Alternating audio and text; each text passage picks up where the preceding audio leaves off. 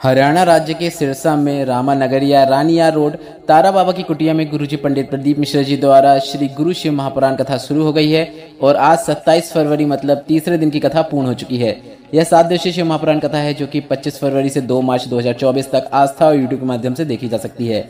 आज की कथा में गुरुजी ने पशुपतिनाथ व्रत करने की ऐसी 2 गलतियां बताई है जो 95% लोगों को शायद ही पता होगी। आप जाने अनजाने में ऐसी गलती कर ही देते होंगे जिसके कारण आपका व्रत आपको नहीं लगता है और आपको आपके पशुपतिनाथ व्रत का फल प्राप्त नहीं हो पाता है। इसलिए इस वीडियो में हम आपको गुरुजी की बताई उन दोनों गलतियों को बताने वाले हैं और गलती होने पर आपको क्या करना चाहिए उसका समाधान की जानकारी भी आपको इस वीडियो के माध्यम से प्राप्त होने वाली है। इसके साथ ही आज की कथा में गुरुजी ने संतान प्राप्ति के 2 बिल्कुल नए उपायों की जानकारी दी है। इन उपायों में तुमरुका जी का नाम लेने वाले उपाय नहीं है, बिल्कुल नए उपाय हैं। पहला उपाय जो है वह 5 बेलपत्र वाला बिल्कुल नया संतान प्राप्ति उपाय है। दूसरा संतान प्राप्ति उपाय जो है वह 7 कटोरी जल और 7 बेलपत्र वाला नया संतान प्राप्ति उपाय है। आज 27 फरवरी सिरसा हरियाणा की श्री गुरु शिव महापुराण कथा के तीसरे दिन की कथा में गुरुजी ने कुल 14 उपाय पत्र और उपयोगी जानकारियां दी हैं। सभी की जानकारी हम आपको इस वीडियो के माध्यम से दे देंगे। अगर किन्हीं कारणवश आपने आज की कथा नहीं सुन पाई है तो पूरी कथा का रास्ता तो आपको इस छोटे से वीडियो से प्राप्त होने वाला है। पिछले वीडियो में हमने आपसे एक प्रश्न किया था जिसका जिन्होंने सही उत्तर दिया है उनके नाम आपको स्क्रीन में भी दिख रहे हैं। प्रश्न यह था शिव चालीसा के रचयिता कौन है, तो इसका सही उत्तर है वेद व्यास। जिन्होंने सही उत्तर दिया उनके नाम आपको स्क्रीन में दिख रहे हैं। और आज के वीडियो का प्रश्न इस प्रकार है, शिव तांडव स्तोत्र के रचयिता कौन है। आपके ऑप्शन इस प्रकार हैं, ए वेद व्यास, बी तुलसीदास, सी वाल्मीकि, डी रावण। आप इस प्रश्न का उत्तर अभी हमें कमेंट बॉक्स के जरिए भेज सकते हैं। हम इस प्रश्न का उत्तर आपको कल के वीडियो में बता देंगे और जो सही उत्तर देंगे उनके आपको नाम भी दिखा देंगे। बढ़ते हैं आज की कथा की पहली विशेष जानकारी की ओर। कथा शुरू होते ही गुरुजी ने कहा, दुख जब भी आता है तो तुम्हें निखारने के लिए आता है, तकलीफ जब भी आती है तुम्हें अच्छा बनाने के लिए आती है। जैसे घोड़े की रेस में घुड़सवार घोड़े को जब पिन चुभाता है, मारता है, जिसके कारण वह घोड़ा तेज भागता है और रेस जीत जाता है, उसी तरह तुम्हारे जीवन में कष्ट मिल रहे हैं, तकलीफ मिल रही है तो आप भी रेस के घोड़े हो और भोलेनाथ आपको कष्ट इसलिए दे रहे हैं ताकि तुम सभी से जीत कर जीवन में आगे बढ़ सको। बढ़ते हैं आज की कथा की दूसरी विशेष जानकारी की ओर। गुरुजी ने कहा, भोजन की थाली अगर सामने है तो कभी भी उसके सामने से मत उठो। भले ही भोजन पसंद ना आए, भोजन में स्वाद नहीं है, पर भी आपको भोजन को प्रसन्नता से प्राप्त करना चाहिए, क्योंकि जिस भाव से हम भोजन को ग्रहण करते हैं, प्राप्त करते हैं और अंदर पहुंचकर वह भोजन भी हमारे इंद्रियों को वैसा ही संकेत प्रदान करता है। इसलिए कभी भी रोते समय आपको भोजन ग्रहण नहीं करना चाहिए। बढ़ते हैं आज की कथा की तीसरी विशेष जानकारी की ओर। गुरुजी ने कहा, नारी स्त्री सबसे सुंदर सबसे बलवान कब होती है। स्त्री क्या ब्यूटी पार्लर होकर आती है तो क्या सबसे सुंदर लगती है? बिल्कुल नहीं। स्त्री क्या जिम से होकर आती है तो क्या सबसे बलवान लगेगी? बिल्कुल नहीं। ब्यूटी पार्लर में उतनी सुंदरता नहीं मिल सकती, जिम में जाकर उतनी आपको ताकत और बल नहीं मिल पाता, और उतनी सुंदरता उतना बल आपको अपने पति से अगर आदर मिल रहा है, सम्मान मिल रहा है, सत्कार मिल रहा है, इज्जत मिल रही है, प्रेम मिल रहा है, इतने में आपको पति से ही आपको बल और सुंदरता प्राप्त हो जाती है। बढ़ते हैं आज की कथा की चौथी विशेष जानकारी की ओर। मीनाक्षी सोनी जी पत्र लेकर आई जिसमें उन्होंने लिखा, बेटी तो थी पर पुत्र नहीं था, आए दिन सभी के ताने सुनने को पड़ते थे। मैंने कथा सुनना शुरू किया और आपके बताए अनुसार शिवलिंग पर जल चढ़ाना शुरू किया। लोग कहते थे, तेरे भाग्य में ही नहीं है पुत्र तो क्या जल चढ़ाने से मिल जाएगा। हमने पशुपतिनाथ व्रत किया, हमें फल की प्राप्ति नहीं हुई। हमने दूसरी बार पशुपतिनाथ व्रत किया, फिर भी हमें फल की प्राप्ति नहीं हुई, पर हम निराश नहीं हुए। कुछ समय बाद हमने तीसरी बार पशुपतिनाथ व्रत किया और मुझे पुत्र रत्न की प्राप्ति हुई है। उसी का आभार व्यक्त करने हम कथा पंडाल में आए हैं। बढ़ते हैं आज की कथा की पांचवी विशेष जानकारी की ओर। बंसल गोस्वामी जी पत्र लिखना है जिसमें लिखा, 2020 में मेरा लीवर डैमेज हो गया था। इन्फेक्शन की वजह से लीवर ने कार्य करना बंद कर दिया था, जिसकी वजह से किडनी में भी असर हो रहा था। डॉक्टर ने कह दिया था कि अन्न की एलर्जी है और यह जीवन भर रहने वाली है। आपको गेहूं नहीं खाना है। लीवर डैमेज हो चुका था। तब किसी के कहने पर हमने शिवालय पर जाना शुरू किया, जल चढ़ाना शुरू किया। जल अर्पित करके थोड़ा सा जल प्राप्त करके उसका आचमन कर लेते। मार्च 2021 में पहली बार मैंने पशुपतिनाथ व्रत किया। सीहोर जाकर कंकड़ शंकर की धरा में पूजन करके रुद्राक्ष लेकर आ गए और जुलाई 2021 में हमने फिर से वापस चेकअप कराया तो डॉक्टर भी आश्चर्यचकित थे कि आपका लीवर और किडनी दोनों अच्छे से कार्य कर रहे हैं। उसी का आभार व्यक्त करने हम कथा पंडाल में आए हैं। बढ़ते हैं आज की कथा की छठवीं विशेष जानकारी की ओर। गुरुजी ने कहा, अगर आपके घर में कोई रिश्तेदार आए, मेहमान आए, गुरु आए तो घर में किसी के चेहरे में प्रसन्नता हो या ना हो, पर अगर घर की जो बहू होती है उसके चेहरे में अगर प्रसन्नता रहती है तो ऐसे घर में कभी भी किसी चीज की कमी नहीं होती है। बढ़ते हैं आज की कथा की सातवीं विशेष जानकारी की ओर। गुरुजी ने कहा, जो सुख सोने और चांदी की बेलपत्र प्रदान नहीं कर सकती, वह फल और सुख शिवलिंग पर चढ़ी हुई एक बेलपत्र प्रदान कर देती है। जो खुश हो रहे हैं कि हमें हमारे गुरुजी ने चांदी की बेलपत्र दे दी है, सोने की बेलपत्र दे दी है, तो उन्हें एक रत्ती भर भी खुश होने की आवश्यकता नहीं है। भले ही वह चांदी की बेलपत्र 1000 की हो या 2000 की हो या फिर सोने की बेलपत्र 50,000 की हो, पर शिवलिंग पर चढ़ी हुई एक बेलपत्र जो औषधि का भी कार्य करती है, वह आपके जीवन में सुख की अनुभूति कराने वाली होती है। बढ़ते हैं आज की कथा की 8वीं विशेष जानकारी की ओर।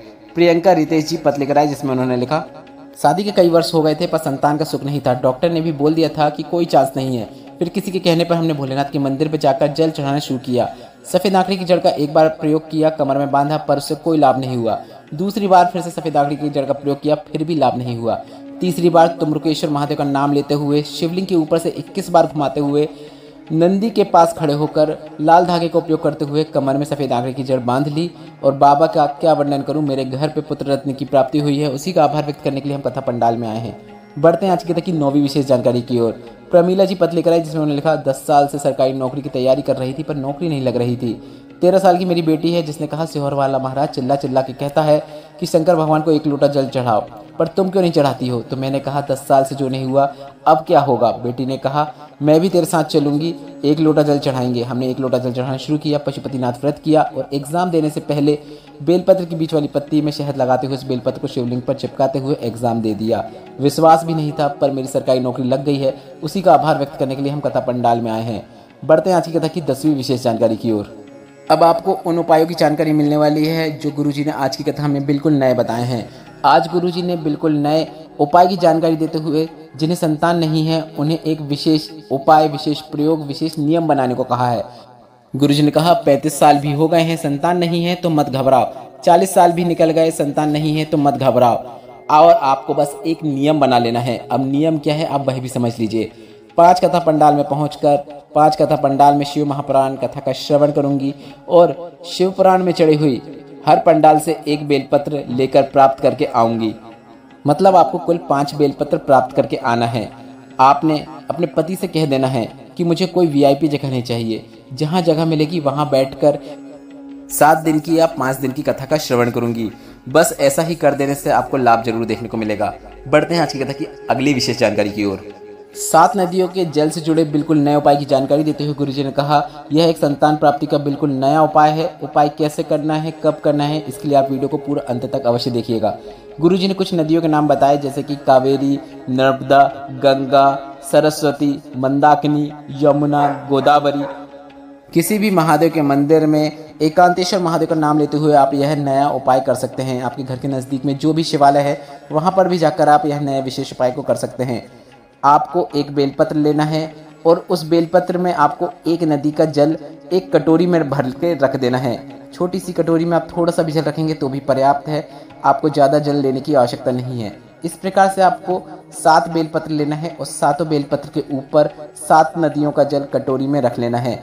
भोलेनाथ की आराधना करते हुए, विनती करते हुए, भगवान शंकर का नाम लेते हुए, या फिर आप मंत्र जाप करना चाहते हैं तो मंत्र जाप करते हुए, पर गुरु जी ने इस उपाय के अंतर्गत भोलेनाथ का नाम लेने को कहा है, तो आप हर हर महादेव बोलते हुए भी यह उपाय कर सकते हैं, या फिर महादेव महादेव, या फिर बम बम भोले, या फिर भोलेनाथ भोलेनाथ। ऐसे आप 108 बार मंत्र जाप करते हुए, नाम जाप करते हुए यह उपाय कर सकते हैं। पर उपाय करने से पहले सबसे पहले आपको शिवलिंग के नीचे जलाधारी से जल जहाँ से नीचे गिरता है वहाँ पर आपको कोई पात्र लगा देना है, क्योंकि सभी का जल आप जब अर्पित करेंगे तो वह जल उस पात्र में जाकर इकट्ठा हो जाना चाहिए, क्योंकि अंत में आपको उसी का आचमन करना होता है। तो सबसे पहले आपने पात्र लगा दिया। पात्र लगाने के बाद आपने पहली बेलपत्र उठाई और पहली बेलपत्र को आपको शिवलिंग के ऊपर अर्पित कर देना है। इस प्रकार से अर्पित करें कि बेलपत्र की डंडी माता अशोक सुंदरी की ओर हो, मतलब जलाधारी की ओर हो। इस प्रकार से आप पहली बेलपत्र अर्पित कीजिए। इसके बाद वह कटोरी का जल जो उस बेलपत्र के ऊपर था उस बेलपत्र के ऊपर पूरा अर्पित कर दीजिए। जब आप पहली बेलपत्र उठाएंगे तो पहली बेलपत्र को उठाने के बाद आपको भोलेनाथ भोलेनाथ 108 बार बोलना है। उसके बाद ही आपको पहली बेलपत्र को शिवलिंग के ऊपर अर्पित करना है और उसके बाद जल अर्पित करना है। इसके बाद दूसरी बेलपत्र उठाइए। इसके बाद फिर भोलेनाथ का नाम 108 बार जाप कीजिए। इसके बाद दूसरी बेलपत्र को भी शिवलिंग के ऊपर अर्पित कर दीजिए और दूसरी कटोरी का जल अर्पित कर दीजिए। ऐसा आपको हर बेलपत्र को शिवलिंग के ऊपर अर्पित करते समय करना है 6 बेलपत्र तक, मतलब 6 बार आपको 108 बार मंत्र का जाप करना है, सभी बेलपत्र को अर्पित करना है और उस बेलपत्र के ऊपर जो कटोरी का जल है उसे अर्पित कर देना है। अंत में जो 7वीं बेलपत्र रहेगी, उस 7वीं बेलपत्र को आपको विशेष तरीके से अर्पित करना है। 6 बेलपत्र आप इस प्रकार से अर्पित कर रहे थे कि बेलपत्र की डंडी जलाधारी की ओर हो, पर 7वीं और अंतिम बेलपत्र आपको इस प्रकार से शिवलिंग के ऊपर अर्पित करना है कि बेलपत्र की जो डंडी होती है वह आपकी ओर होना चाहिए, मतलब बेलपत्र की डंडी का मुख आपकी ओर हो। इसके बाद आपको उसके ऊपर भी जल अर्पित कर देना है। 7 बेलपत्र को अर्पित करते समय आपको 108 बार मंत्र जाप भगवान का नाम लेना है। उसके बाद ही बेलपत्र को अर्पित करना है। आप भोलेनाथ भोलेनाथ 108 बार बोलिए, उसके बाद अर्पित करिए बेलपत्र। ऐसा आप 7 बेलपत्र के साथ करना है, ऐसा नहीं कि सिर्फ पहली में करना है। गुरुजी ने सभी बेलपत्र को अर्पित करते समय 108 बार नाम लेने को कहा है। सभी 7 बेलपत्र और 7 कटोरियों का जल अर्पित करने के बाद सभी जल उस कलश में एकत्रित हो जाएगा जो आपने उपाय करने से पहले जलाधारी के नीचे रखा था। तो उस कलश को आपको उठा लेना है और नंदी के उठा हुआ पाँव जो होता है उसके पास बैठकर पति पत्नी को दोनों को उस कलश का आधा आधा जल आचमन कर लेना है, मतलब पूरे कलश का जल पति पत्नी को ही पीना है। बाबा से झोली प्रसार की प्रार्थना कीजिए कि मुझे संतान देने की कृपा करें। एकांतेश्वर महादेव से प्रार्थना कीजिए, विनती करिए, बाबा जरूर झोली भरेंगे। अब इस उपाय के अंतर्गत ऐसा नहीं है कि जिन नदियों का नाम गुरुजी ने बताया है या फिर हमने बताया है उन्हीं नदियों का जल का उपयोग करना है। गुरुजी ने कहा है 7 नदियों का जल लेना है, तो आप यह न सोचें कि जो गुरुजी ने नदियों के नाम लिए हैं उन्हीं नदियों का जल की आवश्यकता होगी। आप भारत की किसी भी 7 नदियों का जल का उपयोग कर सकते हैं। गुरुजी ने यह नहीं बताया कि यह उपाय कब करना है, पर उपाय बहुत विशेष है, बहुत नया है। तो यह उपाय आप कभी भी किसी भी सोमवार, प्रदोष, मासिक शिवरात्रि या सोमवार अष्टमी के दिन करके अधिक से अधिक आप लाभ अवश्य प्राप्त कीजिएगा।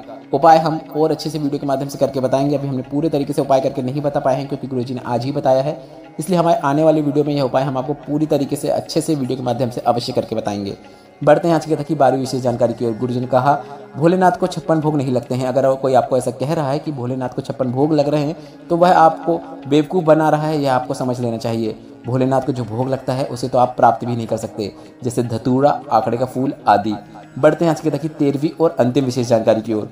पशुपतिनाथ व्रत में की गई गलतियों से आपको व्रत का पूर्ण फल प्राप्त नहीं होता है। 2 गलतियां आज की कथा में गुरुजी ने जो बताई हैं, अगर आप पशुपतिनाथ व्रत रख रहे हैं या फिर रखने वाले हैं या आपने रखा है तो आपको ध्यान रखना है कि आपसे तो यह 2 गलतियां नहीं हुई हैं। पहली गलती है आज की कथा में जो गुरुजी ने बताई है, वह कहा कि आप भोलेनाथ के मंदिर में गए हैं, आपने 6 दीपक रखे हैं और सभी दीपक आपने प्रज्वलित कर दिए हैं, या फिर गलती से आपसे पूरे दीपक प्रज्वलित हो गए हैं, यह पहली गलती है। दूसरी गलती है आप मंदिर गए हैं, माचिस ले जाना भूल गए हैं और किसी और से आपने माचिस लेकर दीपक प्रज्वलित कर दिया है। ऐसे में भी व्रत आपको नहीं लगता है। अगर आप यह 2 गलतियां पशुपतिनाथ व्रत में कर देते हैं तो आपका व्रत का फल आपको प्राप्त नहीं हो सकता, क्योंकि वह व्रत आपको नहीं लगता है। आपने तीसरे से माचिस ली क्योंकि वह आपकी माचिस नहीं थी, आपकी सामग्री नहीं थी। आज की कथा में गुरुजी ने पशुपतिनाथ व्रत से संबंधित यही 2 विशेष जानकारियां दी हैं। अब हम आपको बता दें, अगर आपसे यह गलती हो जाती है तो आपको घबराना नहीं है, बस आपको उस सोमवार को नहीं गिनना है और अगला जब सोमवार आएगा तो जौन से सोमवार की गलती हुई है उस सोमवार का व्रत आप वापस से आने वाले सोमवार में रखकर विधिवत पूजन अर्चन कर इस व्रत को पूर्ण कर सकते हैं, क्योंकि भोलेनाथ स्वयं चाहते हैं कि आप और व्रत रखें, तभी आपसे गलती हो रही है। इस वीडियो में बताया गया उपायों से संबंधित अगर अभी भी आपके मन में कोई प्रश्न है तो वह प्रश्न आप कमेंट बॉक्स के जरिए पूछ सकते हैं। मेरे द्वारा दी गई जानकारी अगर आपको थोड़ी सी भी उपयोगी लगी हो तो इस वीडियो को लाइक करके कमेंट बॉक्स में हर हर महादेव जरूर टाइप कीजिएगा। श्री शिवाय नमस्तुभ्यम। हर हर महादेव।